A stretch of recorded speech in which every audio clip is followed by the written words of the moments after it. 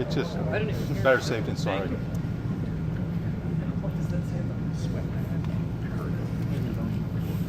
I was a big fan of that movie. That was nice. Yeah. Questions? James, QB2, he's all connected with you guys. Okay, there you go. What did he do? Grunk for week 1. It's not for the season. It's week 1. What did he do this month to put us up this month? Yeah, it just was a little bit more consistent from the beginning of the camp to the end. But same reason why I say for week 1, because it was close. But from the beginning of camp to the end, just a little bit more consistent. But we're really kind of excited about both of those guys. Both of those guys have shown some flashes. Also, as you guys know, the Sunday practices where those guys play, that's going to be important to continue evaluating those guys as the season goes on. How many other position groups, if any, do you have where it's that close? Do you have a guy for week 1, but or we'll keep it going, or however you want to phrase it? Well, probably a lot, but you guys don't care. You only ever talk about the backup quarterback. Anyone stand out to you? But the difference, obviously, is that guy doesn't play. The twos at other positions are going to rotate a lot. So, I mean, you look at our 3 tight ends, you can make a heck of an argument there. You look at our 7 offensive linemen, you can make a heck of an argument there. The battle with Alonzo and Gilliam for 2 and 3 at D tackle, you can make a heck of an argument there. At safety, but there's a ton of positions. It's just, and I get it, it's just not the same for you guys because you're going to see those guys rotating in a lot, especially on the defensive side. Have you set a pecking order behind the 2 running backs then, in terms of the younger guys? Not yet. We're still going to discuss that. We've had injuries, inconsistency, so I'm not sure how that'll play out. This week will play a big part in that, but if I had to guess, you're going to see, if they have the opportunity, you're going to see probably all 3 of them play. Hey James, after Nolan Rucci, Anthony Donko, Drew Shelton at those offensive tackle spots, who would be the next men up to rotate in? What are you asking me? I'm sorry? At offensive tackle, after either Rucci or Donko, Drew Shelton, who would be those next guys to rotate in? That's a lot. So you're talking about like when we get to my 3rd or 4th team tackle? Sure.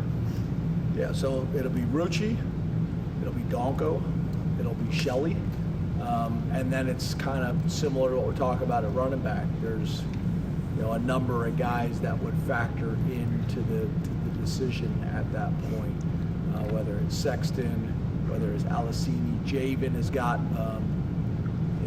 he's had a little bit of an injury that has limited his ability to practice full throttle. His practice modifications just changed today. So that's impacted him as much as anything, or he'd be right there in the heat of it. And I'm hoping he'll be the guy that we're talking about more right now, but I'm hoping we don't have to go far past that. James, you mentioned on Monday that chest.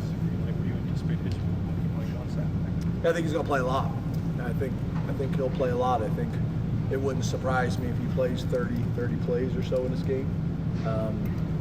I hate to say numbers because once I do, he's seen that, his mom's seen that, you guys have wrote about it, but that would not surprise me.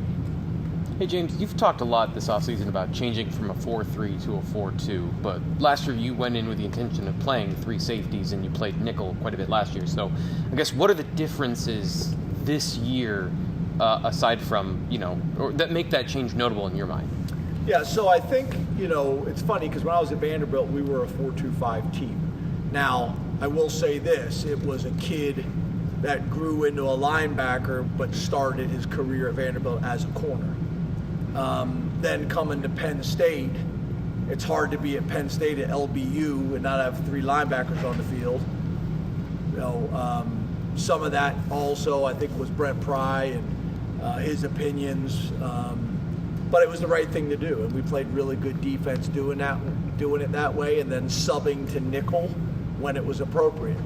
Last year was more about how do we get our best 11 on the field, and being able to play.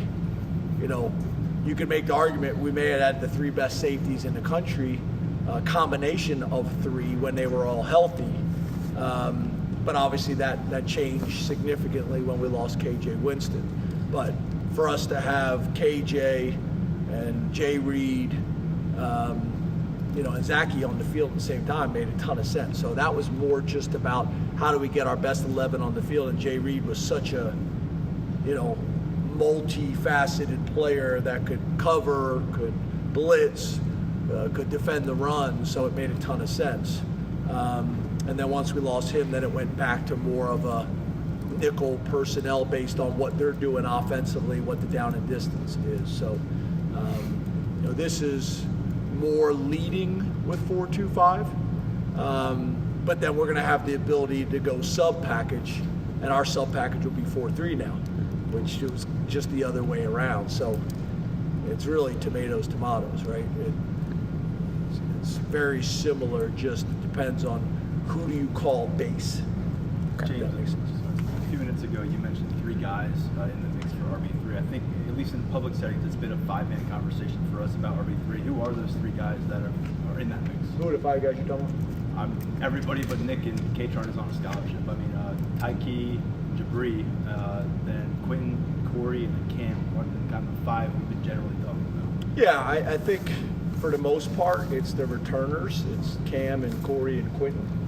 Tyke's done some really good things that's made him a part of the conversation. Jabri, when he'd been practicing, did some really nice things as well. But Jabri just got here in the summer. That makes things difficult. So, Jay Paterno, personal. Interesting call. Really interesting. Lost my train of thought. But really, those 3 guys and maybe a 4th. You talked out in Las Vegas about wanting to see what you could do differently or better or more productive in year 2 just to love to go special teams. So what have you learned about that group over the last month? Yeah, I think last year, we did a really good job on special teams of being sound, of playing winning football. But I wouldn't necessarily say that we won games on special teams, except maybe Minnesota. But I thought we played complementary football with special teams. I think this year we got a chance to do what we did in the Minnesota game and do that maybe a couple of times this year, as well as playing winning football the other games too. 2 more guys. How much did Nolan improve this offseason to earn that right tackle spot? Because Donko played very well when he was there last year, so I imagine that battle was, one that wasn't just an easy decision. I guess, what are the factors that went into make Nolan that guy? Yeah, it was more about how do we get our 5 best on the field. So it really had more to do with, I wouldn't say more to do, but equally as much about the right guard battle. And if Donko wouldn't have been the best option at right guard, then it would have been a true competition in tackle. So it was really a combination of those 2 positions together, and how do we get our best 5 on the field, even though we feel like we got 7 guys that we can win with. James, how deep do you think you guys can go at defensive tackle? So we've heard a lot about Randy this preseason too, and for a young guy to hear that much about, is he a guy that maybe you see a little bit early on, or what has he maybe done that impressive? Yeah, Randy's just very, very powerful. He's a very smart football player. He's one of these guys that I could really see, play a little bit in the first couple weeks if we get the opportunity to, and then maybe you don't see him for a little bit, and then I could really see him being a guy that late in the season and postseason is a big part of the rotation. That's one of the notes that I wrote down to talk about with the staff tomorrow. There's the developmental process that we've gone to this point, but there should be another significant conversation around mid-season, and there should be 3 to 5 guys that we're talking about more significantly than we are now, and then it could be the same thing game 9 or 10, right? With the rules, with how many games they can play in, and the postseason rules and things like that. If we're truly a developmental program, there should be some guys factoring in that you may not see, much early in the season, but they just continue to get better and better and better. Thanks, Coach. Thanks, guys. Thank you. Thanks, Jake.